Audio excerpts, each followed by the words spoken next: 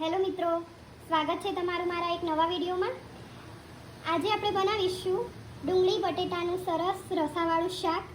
તો તમને પણ જોતાં જ ખાવાનું મન થઈ જાય એવું આપણે રસાવાળું ડુંગળી બટાકાનું આજે શાક બનાવીશું. તો જેના માટે મેં અહીંયા 2 ઝીણા કાપેલા બટાકા અને 2 ઝીણી કાપેલી ડુંગળી લઈ લીધી છે. વઘાર માટે મેં 2 મોટી ચમચી જેટલું તેલ લીધું છે અને વઘારમાં એડ કરવા માટે મેં અહીંયા કરી પત્તા લીધેલા છે. તો હવે આપણે વિડીયો બનાવવાનું સ્ટાર્ટ કરીએ. તો અહીંયા આપણે કુકર લઈ લીધું છે અને ગેસની ફ્લેમને ઓન કરી દીધી છે. હવે આપણે તેની અંદર 2 મોટી ચમચી જેટલું તેલ એડ કરીશું.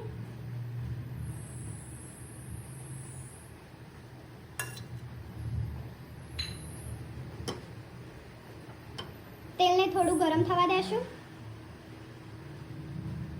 તેલ ગરમ થઈ જાય ત્યારબાદ આપણે તેની અંદર રાઈ એડ કરીશું.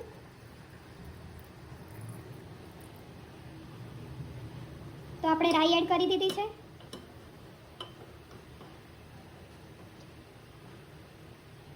રાઈને સારી રીતે ફૂટવા દેશું. તો હવે આપણે રાઈ સારી રીતે ફૂટી ગઈ છે. હવે તેની અંદર આપણે જીરું એડ કરીશું. જીરું સારું ફૂટી જાય પછી આપણે તેની અંદર હિંગ એડ કરીશું. હિંગ એડ કરી દીધી છે. હવે આપણે તેની અંદર હળદર પાવડર એડ કરીશું અને એને સારી રીતે આપણે મિક્સ કરી લઈશું. હવે આપણે તેની અંદર શાક એડ કરીશું.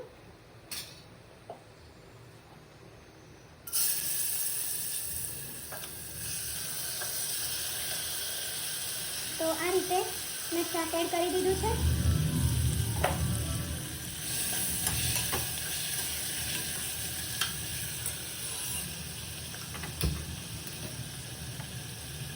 હવે આપણે તેની અંદર કરી પત્તા જે રાખ્યા હતા એ એડ કરીશું.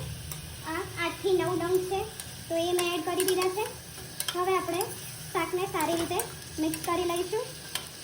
તો આ શાક મેં ધોઈને પાણીથી ધોઈને અને ચાળણીમાં નિતારીને પછી લીધું છે. હવે આપણે તેને સારી રીતે મિક્સ કરીશું અને હવે આપણે તેની અંદર મસાલાઓ કરીશું. જેમાં સૌથી પહેલાં આપણે મીઠું એડ કરીશું. તો સ્વાદ પ્રમાણે મીઠું એડ કરવાનું છે. મેં અહીંયા 2 મોટી ચમચી જેટલું મીઠું એડ કરેલું છે. તમે તમારા સ્વાદના હિસાબે વધારે કે ઓછું પણ કરી શકો છો. તો મીઠું એડ કર્યા પછી આપણે તેને સારી રીતે મિક્સ કરીશું. બાકીના મસાલાઓ અત્યારે નથી કરવાના, પહેલાં આપણે ફક્ત મીઠું જ એડ કર્યું છે. મીઠું એડ કરીને આપણે સારી રીતે એને મિક્સ કરી લેવાનું છે. તો અહીંયા મિક્સ કરી લીધું છે.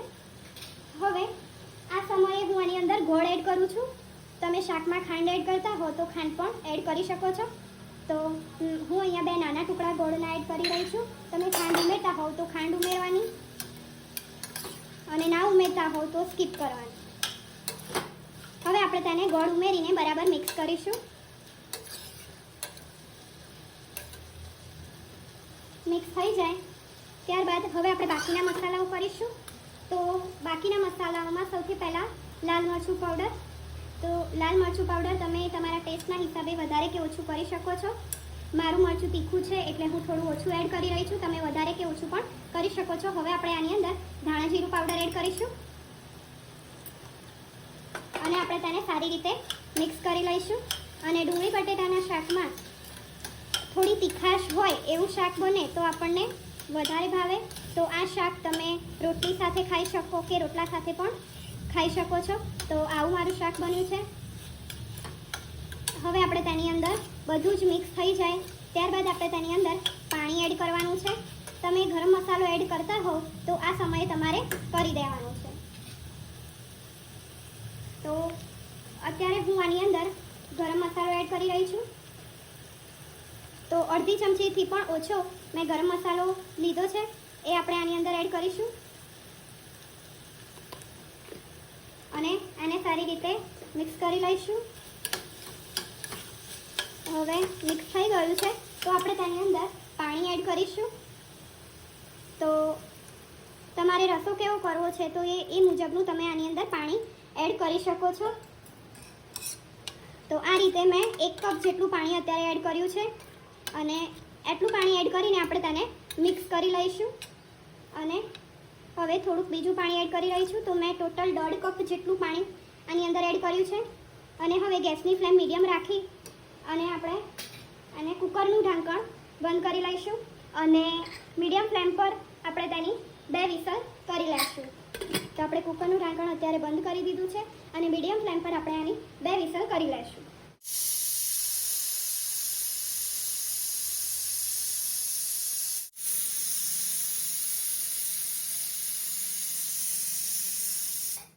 હવે 2 વિસલ થઈ ગઈ છે મિત્રો.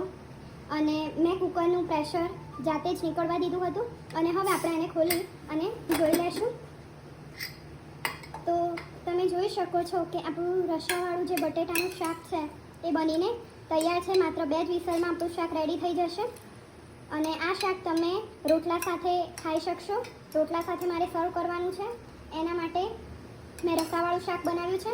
તમારે રોટલી કે પરોઠા સાથે ખાવું હોય તો આટલો રસો નહીં કરવાનો, થોડોક ઓછો રાખવાનો. તો રેડી છે મિત્રો આપણું રસાવાળું બટેટાનું શાક. તો તમને આ વિડીયો કેવો લાગ્યો મને જરૂરથી જણાવજો. અને તમે આ રેસીપી ટ્રાય કરીને કોમેન્ટ બોક્સમાં મને જરૂરથી કહેજો કે તમને આ વિડીયો કેવો લાગ્યો. ત્યાં સુધી જય માતાજી. મળીએ ત્યાં સુધી એક નવા વિડીયો.